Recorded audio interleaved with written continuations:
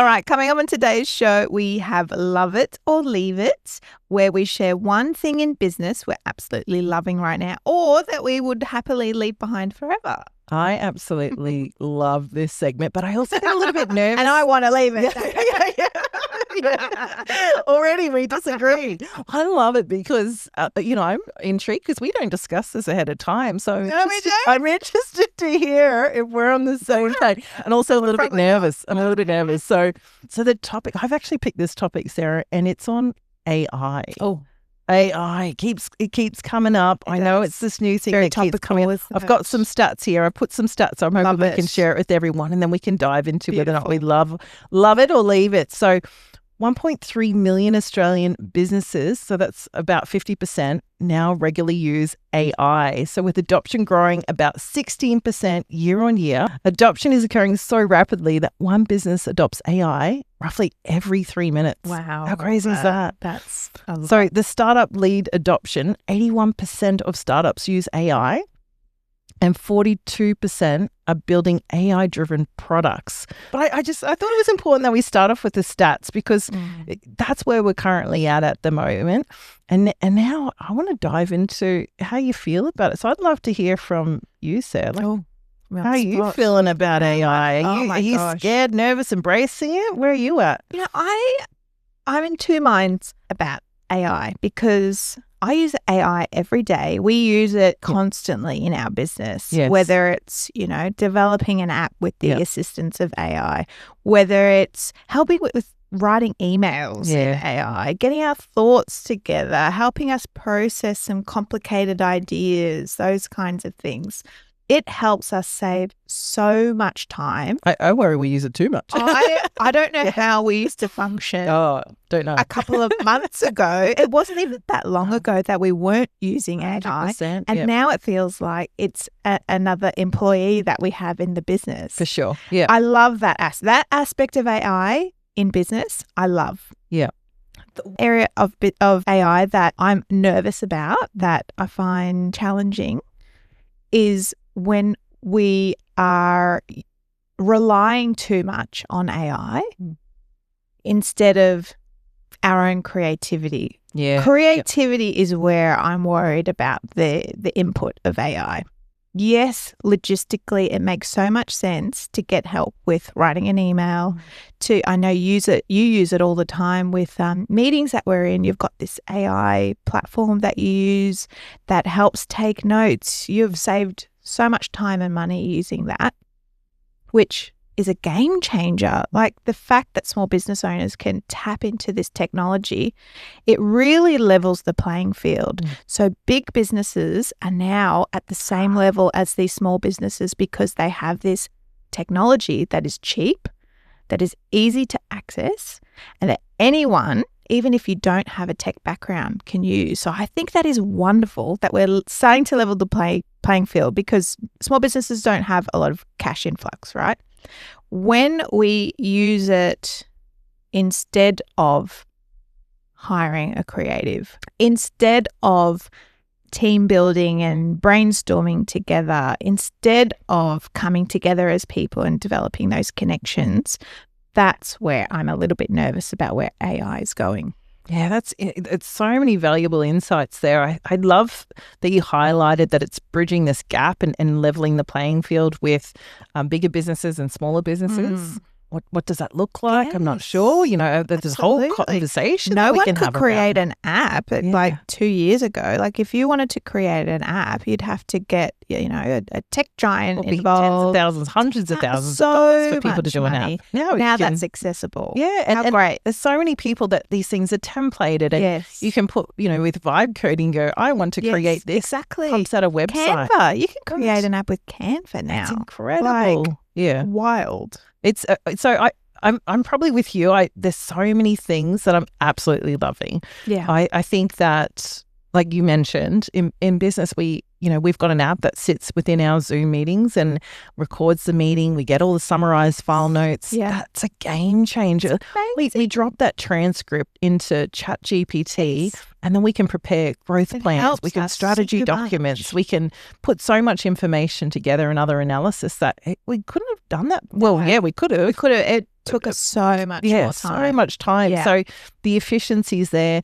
I know within, one of the businesses that I have that we've been able to effectively work with less team members because we've got this AI in place. I had a team member move on. In fact, 2 team members move on. And I went to replace them, but we happened to install, because I was in the interim, I'm like, I'm going to put this software in place because I can't manage this work by myself. And lo and behold, after that point, I felt, well, I don't know if I need to put this team member on now. So that's hundreds of thousands of dollars that we've been able to save. In my emails, I've got this wonderful app that plugs into my email, categorize, sorts it, and even initially helps to draft an initial response. Now, obviously, I go through and edit those things, but just the cognitive load. And I think that's the biggest thing for me is that, using the likes of, the chat GPTs and the cognitive load that I was always having to craft things by myself and start from scratch or jump on a Google and in so many different places to try to get some research information. And now to have that at our fingertips. So for me, it'd be very hard for me to say that I would need to leave it. Do I love it completely? The things that I'm concerned about, probably similar to you, is, I do feel a bit nervous. Like, what does this look like? Yeah. Because it's a big disruptor too. So I love that you've been able to save hundreds and thousands of dollars, but now there's less of an appetite for those roles. There's less of a necessity. Other people are doing the same thing. Roles as well. So there's going to be a big sort of disruption and change in industry that we currently know it, because a lot of these roles are now being filled with AI programs and platforms and subscriptions, and which for small business owners is great because we can obviously save money. We're able to stay in business longer. We're able to contribute for longer. But it does mean a big change in the world. Well, I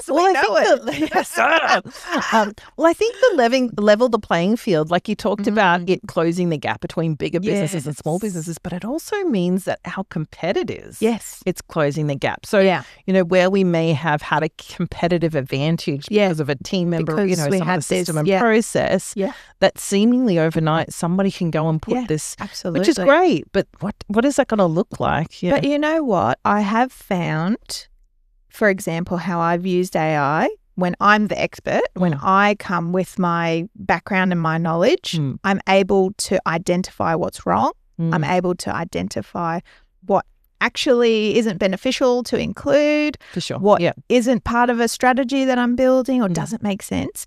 If I'm then using it for something that I'm not an expert in, that I don't have that background knowledge, I find it really, really challenging to understand if the information I'm getting is right. Well, I think as a tax accountant, as someone who specializes in, and I would have people come to me with those technical questions. So immediately I'm like, is this it? Am I out of the job? My expertise is what I'm selling. Absolutely. Does this mean it's the end to our role, our service? What does this look like? Yeah.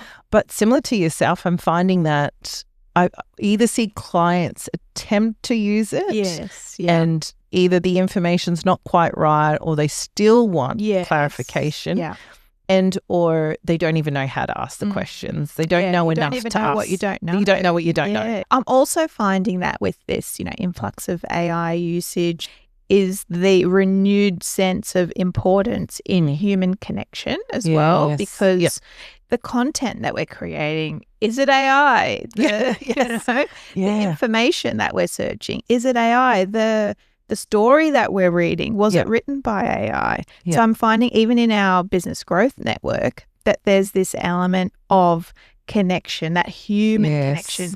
Not only do you talk to me and you directly when you've got a question or you're trying to brainstorm something, who, people who have actually seen those strategies and those things that we're working on play out in real life, but then you're also talking to other business owners who have their own experiences and their own knowledge, and you don't get that sort of community 100%. from GPT or AI. Yeah, when we first started our business, we were like, okay, we're going to sell digital products. We're going to do online courses. It's going to be great. We've got a wealth of knowledge. Fantastic. And very quickly we realized that the connection, the community, that was the element.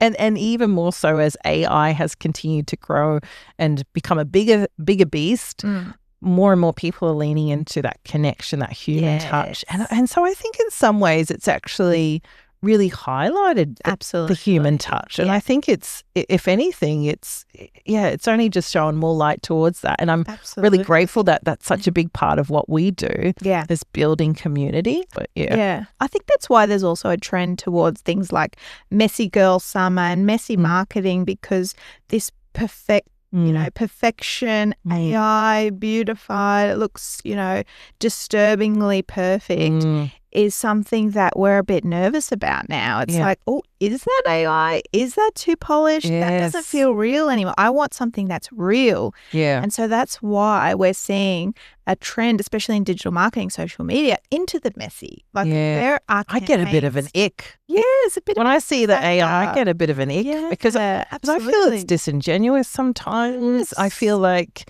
I don't know, they've taken shortcuts. They don't care. This is, this is how I feel. But when someone's showing up messy with their hair unbrushed and no makeup and all the rest of it, I'm like, oh, they're real, just like me. Absolutely. And I can connect with them. I can relate to them and their stories. And we're seeing that trend in high-end brands, fashion brands. We're seeing it in campaigns. We're seeing it in digital marketing on social media. We're seeing it in how celebrities curate their own brand image as well. So really interesting. And I think that comes from AI. Absolutely.